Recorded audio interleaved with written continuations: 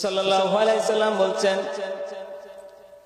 তুনকাহুল মারআতু লিআরবাইন ওয়ালিমালিহা ওয়ালিহাসাবিহা ওয়ালিজামালিহা ওয়ালিদীনিহা ফাজফার বিযাতিদ্দীন। প্রিয় বন্ধুগণ আমার, নবীজি সাল্লাল্লাহু আলাইহি সাল্লাম আমাদের দাম্পত্য জীবন কিভাবে সুখী হবে, বৈবাহিক জীবন কিভাবে সুখী হবে, এজন্য তিনি একটা গাইডলাইন আমাদের জন্য দিয়ে দিয়েছেন। আমরা যদি সেই গাইডলাইন ফলো করতে পারি তাহলে আমাদের জীবনে, আমাদের বৈবাহিক জীবনে, সাংসারিক জীবনে আমরা শান্তি পাবো। আর যদি তার গাইডলাইনকে ফলো করতে না পারি তাহলে আমাদের বৈবাহিক জীবন শান্তি হওয়ার কোনো সম্ভাবনা নাই। আমাদের বৈবাহিক হয়ে যাবে তখন অশান্তির সংসার। প্রিয় ভাইয়েরা আমার, তাই নবীজি বলছেন, তুনকাহুল মারআতু লিআরবাইন। আরবের লোকেরা সাধারণত চারটি বিষয় দেখে বিয়ে করে। অনেকে বিবাহ করে সুন্দরী দেখে, অনেকে বিবাহ করে তার বংশমর্যাদা দেখে, অনেকে বিবাহ করে তার সম্পদ দেখে। কিন্তু নবীজি আমাদের জন্য বলে দিয়েছেন, আমার উম্মতেরা, তোমরা বিবাহ করবে দিনদার মুত্তাকি পরহেজগারী দেখে। এটাকেই তোমরা বেশি প্রাধান্য দিবে। এটাকে যদি তোমরা বেশি প্রাধান্য দিতে পারো, প্রিয় ভাইরা আমার, এটাকে যদি আমরা প্রাধান্য দিতে পারি তাহলেই আমাদের জীবনে শান্তি আসবে। আমরা জানি ঘরের মধ্যে যদি দিনদার নেককার মেয়ে যদি থাকে তখন সেই ঘরটা জান্নাতি ঘর হয়ে যায়। আর যদি বদকার থাকে, বদমাইশ থাকে, দিনদার যদি না থাকে তাহলে আমরা দেখতে পাই প্রত্যেকটা ঘর জাহান্নামের ঘর। ঠিক কিনা? তখন আর জান্নাতি ঘর থাকে না। আমরা দেখতে পাই এই ঘরগুলি এমন জাহান্নামের ঘর। আমরা এরকম দেখতে পাই এই ঘরগুলি তো জান্নাতি ঘর নয়, বরঞ্চ প্রত্যেকটা আয়না ঘর হয়ে গিয়েছে। হাসিনার আয়নাঘর থেকে তো মানুষ রক্ষা পেয়েছে, কিন্তু এই এমন এক আয়না ঘর, এই আয়নাঘর থেকে মৃত্যুর আগ পর্যন্ত সে রেহাই পাবে না।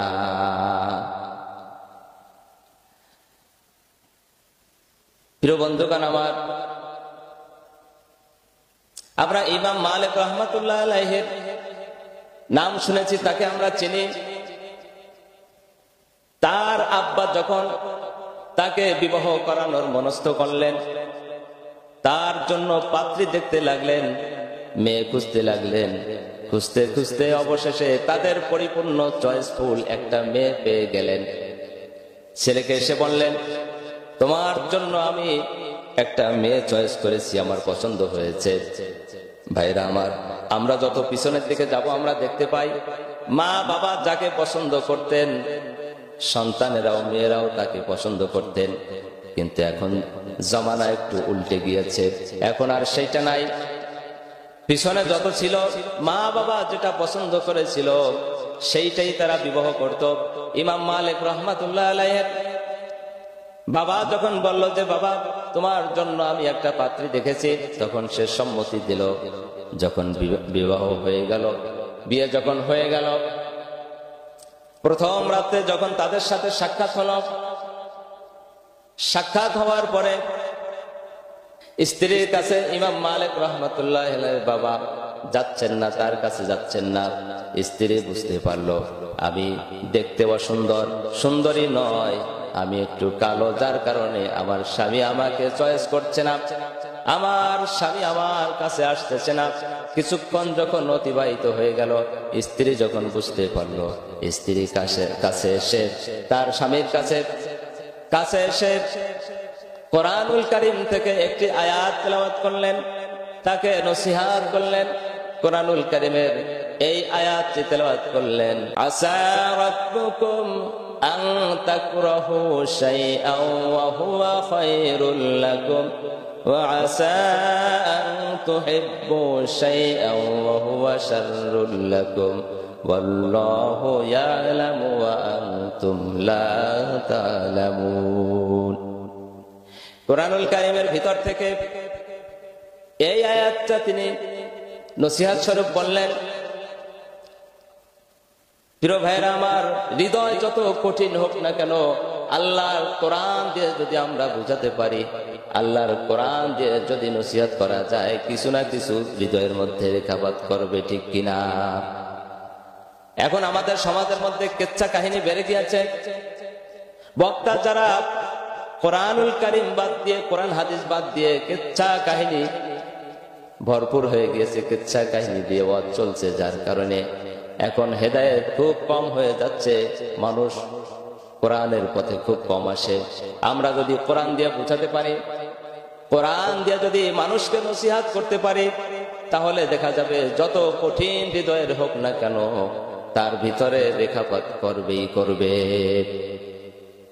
যেই মেয়েটা কোরআনুল কারীমের এই আয়াতটি তেলাওয়াত করে নসিহত করল, আপনাদের কি মনে হয় এই মেয়েটা শিক্ষিত নাকি অশিক্ষিত?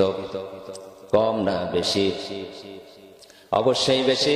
কেমন একটি আয়াত দিয়ে তিনি নসিহত করলেন, আসা রাব্বুকুম আন তাকরাহু শাইআন ওয়া হুয়া খায়রুল লাকুম।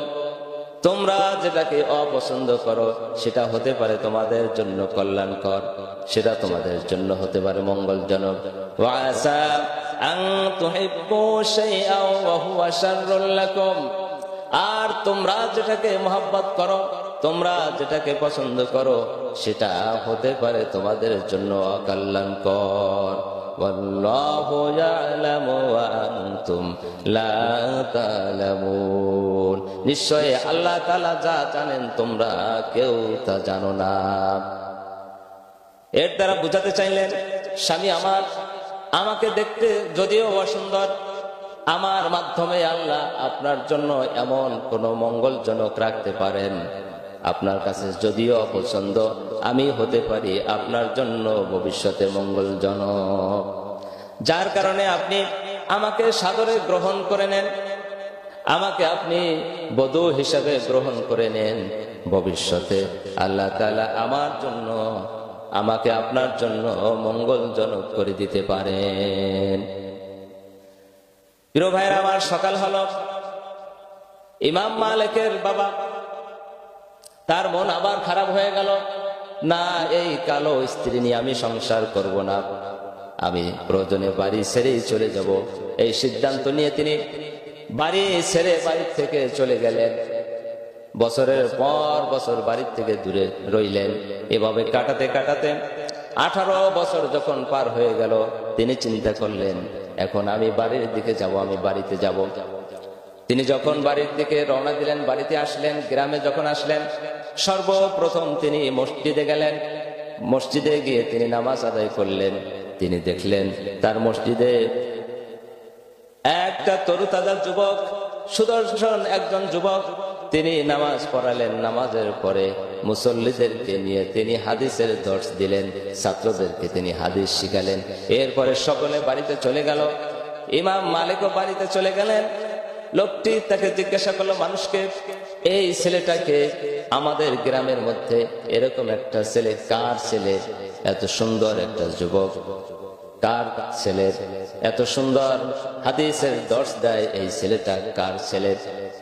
লোকেরা বলল, এর বাবা এর জন্মের আগেই চলে গিয়েছে, আজ পর্যন্ত সে বাড়িতে ফিরে আসে নাই।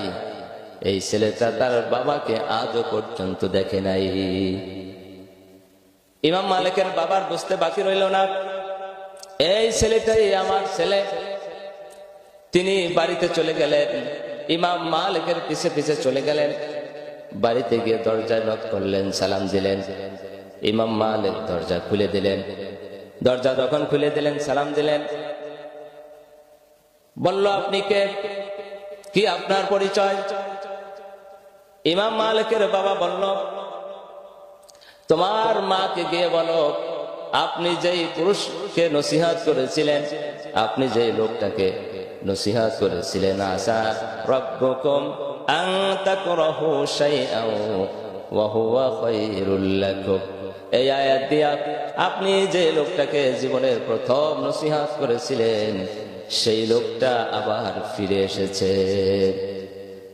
ইমাম মালিক ঘরের মধ্যে গিয়ে তার মাকে যখন বলল, মা এরকম একজন পুরুষ এসেছে আর এরকম এরকম বলছে, তার মারও বুঝতে বাকি রইল না এই পুরুষটা অন্য কেউ নয়, এই পুরুষটাই সেই আমার স্বামী আবার ফিরে এসেছে।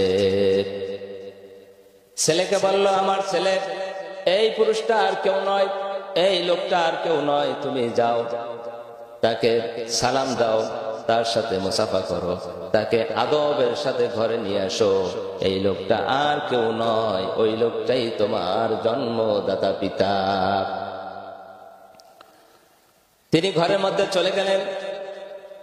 স্ত্রীর সামনে লজ্জিত কণ্ঠে মাথাটা নত করে বললেন, স্ত্রী আমার, তোমার সেই দিনের নসিহতই ঠিক হয়েছে।